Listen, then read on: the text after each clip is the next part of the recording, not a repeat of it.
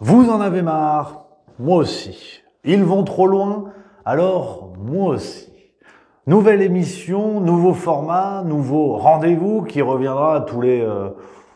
On sait pas, Dimitri. Commence pas à m'emmerder. Ça reviendra quand ça reviendra. Mais le but du jeu, c'est de lâcher les chevaux et leur en mettre plein la gueule. Au moins une fois. Sur Juste Milieu, on oublie un petit peu tout ça et on y va. Plein badin dans le côté obscur de la farce, 100% vanne, 0% bienveillance humaniste. Est-ce que vous êtes prêts?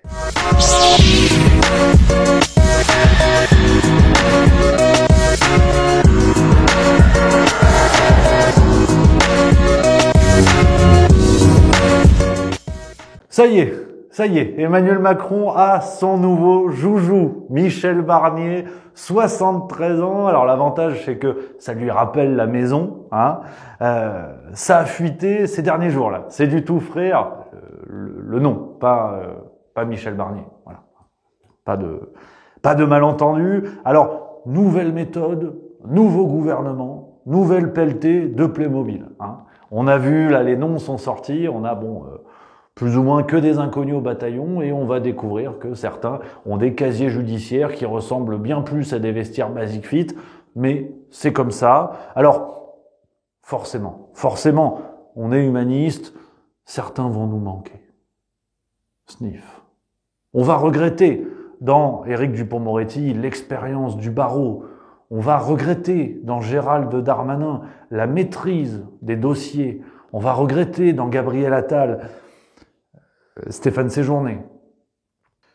D'ailleurs, faut en parler de notre Ribéry des affaires étrangères. Là. Quelques petits mots là-dessus. C'est quand même dingue. C'est quand même dingue. Il y a des gens qui s'étonnent que le mec passe d'un poste à l'autre aussi rapidement. Il s'appelle Séjourné, le gars. Il y a une indication. Rappelez-vous, la porte-parole qui s'appelait Sibeth. Qu'est-ce que vous voulez de plus? Alors, il n'est pas au gouvernement, mais c'est comme Marc Dutroux. Vous attendiez à quoi? Une carrière dans le golf? Donc, posez-vous les bonnes questions. Faites un effort aussi. Ils sont trop cons, mais c'est peut-être que ça nous contamine. Attention. Parce que l'autre petite musique en ce moment, je ne sais pas si vous avez vu, Macron vire à droite. Ah bon? Banquier d'affaires chez Rothschild. L'une des premières décisions en tant que président de la République, c'est de supprimer l'impôt sur la fortune. Et il vire à droite. Qu'est-ce qui vous a mis sur la piste, inspecteur? Colombo peut aller remettre son slip. Non, Macron, il est tellement de droite que même sa femme, elle a enviagé. Maintenant, là encore, posez-vous les bonnes questions. Parce que il y a la gauche aussi. Alors la gauche, ils ont toujours un coup d'avance, surtout dans la gueule de la femme de Quatennens. Ils dénoncent un rapprochement Macron-Rassemblement National. Il y en a qui sont montés au créneau. Sébastien Delogu, professeur d'histoire à l'université Nabila de Bourg-la-Reine. Lui, il fait le lien RN-Vichy. Alors, le problème, c'est que pour lui, Vichy, c'est un bonbon. Mais il arrive encore à s'étonner que Macron les suce. Tiens, parlant de ça, dans la catégorie des ministres mouchoirs qui sont restés dans la boîte, Rachida Dati. Une nouvelle histoire autour de Rachida, la Scheherazade de l'escroquerie politique. Alors, c'est Libération qui nous a raconté ça le 24 septembre 2024. Je vais vous en faire lecture de cette belle histoire à mi-chemin entre la sextape et la harissa. En juin 2019, Rachida Dati se met en couple avec Henri Proglio. Vous allez me dire, c'est qui? C'est l'ancien PDG d'EDF. L'ancien PDG d'EDF, forcément tout de suite le coup de foudre, mais la tuile. Janvier 2024, Rachida claque la porte. Enfin, plus précisément, Henri Proglio claque la porte. Et Rachida reste dedans. Oui, aux frais de la princesse, aux frais du roi des multiprises. Elle est restée dans l'appartement, à loyer à 10 000 balles quand même, ce qui est le budget pour une injection de Botox dans l'une de ses lèvres, donc c'est quand même pas rien. Et pas gênée. Elle a été logée aux frais de la princesse pendant près de 6 mois. Henri Proglio s'est dit... On sait jamais. Et elle s'est tirée à un moment donné, Rachida, parce qu'elle a été nommée ministre Faudrait pas qu'il y ait conflit d'intérêts ou corruption. Voilà. Quand même. Et elle a laissé des travaux à faire, ouais, dans l'appartement pour 25 000 € de travaux, ouais. C'est ballot quand même. Henri Proglio, il a tout fait pour refaire Rachida, et maintenant, il faut en plus qu'il refasse l'appartement. C'est quand même terrible. Mais on continue, on dézoome, on regarde ailleurs, l'international. Kamala Harris versus Donald Trump. Ouais. À South Park, à côté, c'est un épisode de Thalassa. Vraiment, ce qui se passe aux États-Unis, c'est bluffant. La Kamala Mania s'empare de la France. Ouais. Ah, les sondages sont formels. D'après les sondages IFOP, Pif Gadget, Granola, 132% des Français sont chauds à voter pour Obama avec un brushing. C'est vrai que l'épisode positif, à l'inverse des parents de Darmanin, Joe Biden s'est retiré à temps. Il faut le saluer, Papy Zinzin a dégagé. Les médias nous l'ont dit, le mec est sénile. Ça fait 1 mois, ils s'en sont rendus compte. Ouais. Bon, nous, ça faisait 2 ans qu'on disait le mec serre la main à des fantômes. À part les Ghostbusters, ça ne se fait pas. Et il nous avait dit si.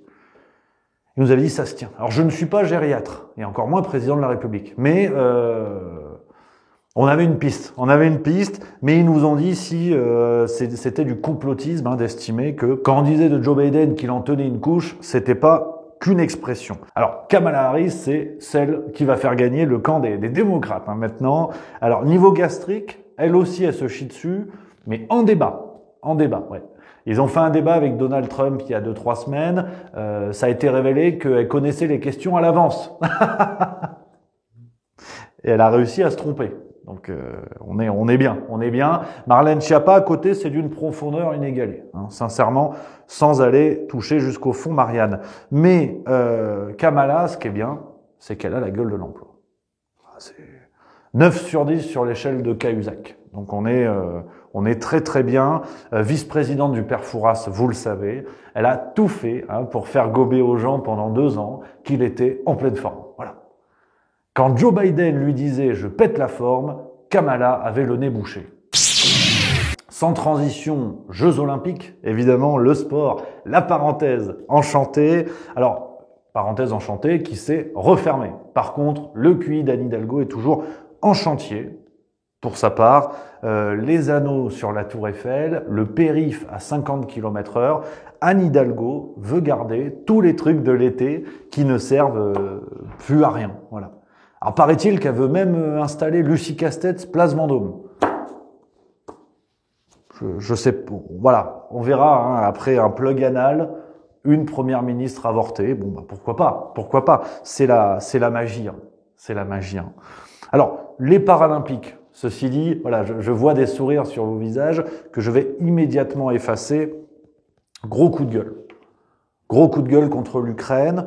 Ils ont fini 7e des Jeux Paralympiques avec 82 médailles, juste devant la France. C'est une manière de nous remercier. C'est une manière de respecter l'esprit Coubertin.